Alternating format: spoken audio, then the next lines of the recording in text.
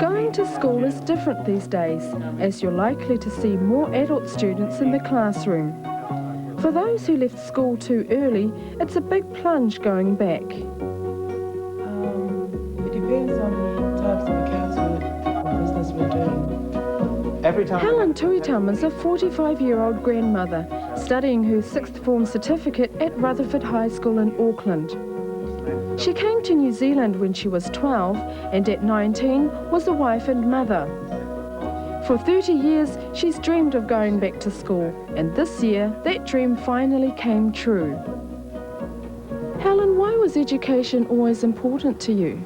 I think education is freedom.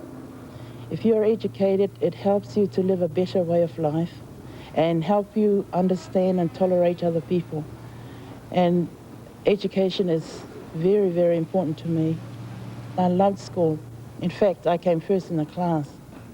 And, but I had to leave school because my father had died that year, and Mum was paying the mortgage, and she wanted me to go to work and help pay the mortgage.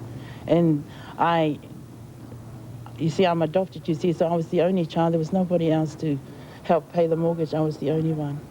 That's why I left school. I got married very early in life. I had a young family. Only my husband was working. And feeding 5 is not easy. And I had to go to work at night, you know, during the night, about 2 o'clock in the morning. When my 4th child came along, I started to go back to work because we found things very, very difficult. And I went to work cleaning early hours of the morning, come back at 6 in the morning, getting my kids ready for school. And I had to go to work and help my husband feed the clan. So you see, it wasn't easy. Couldn't come back to school.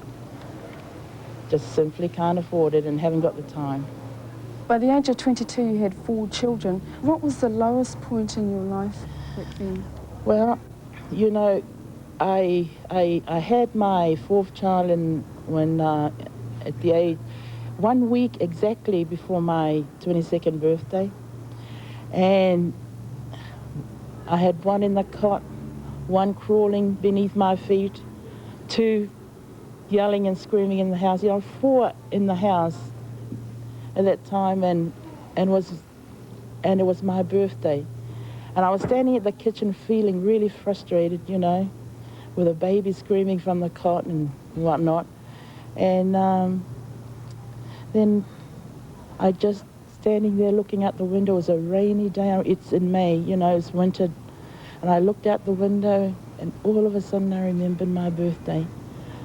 And I just had a good cry. I just stood there and cried my eyes out, you know, all by myself.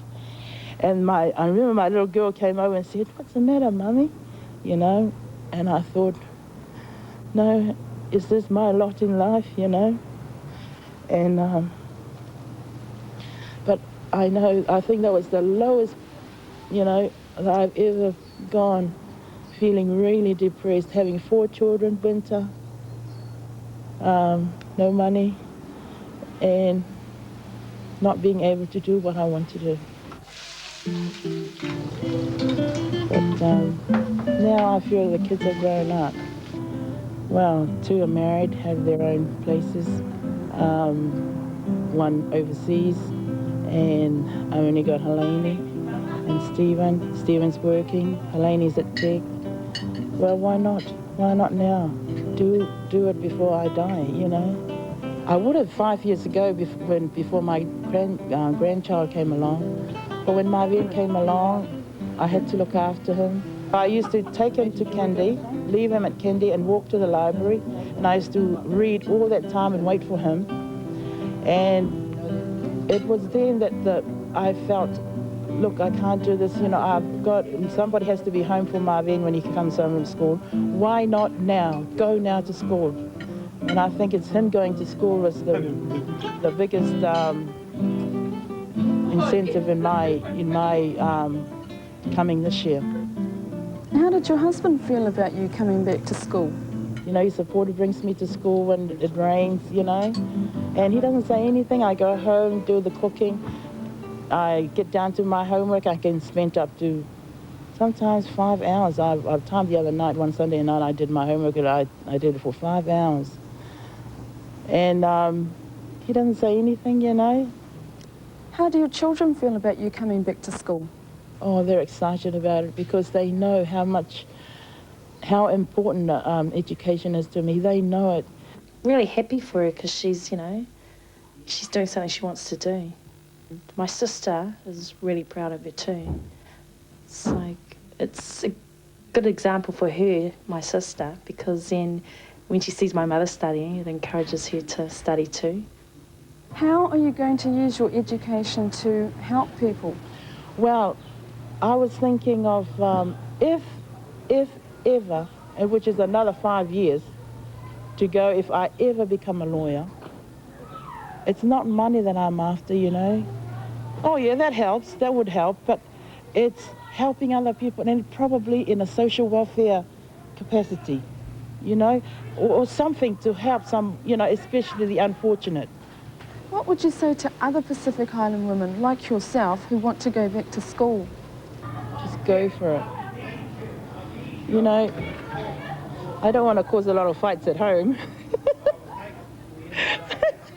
but I would say to the husbands, let your wives go. If you really love them, let them do what they want to do. And for the women, it's not too late to have an education. I believe that you learn right up to your last breath when you die. If one came back from death, one would tell us what the last breath is like. So I think that you learn right up to your last breath. It's not late to learn. And you're learning every day. You learn something every day. And nobody in this world knows everything. Nobody. What I know, you don't know. And what you know, I don't know. Go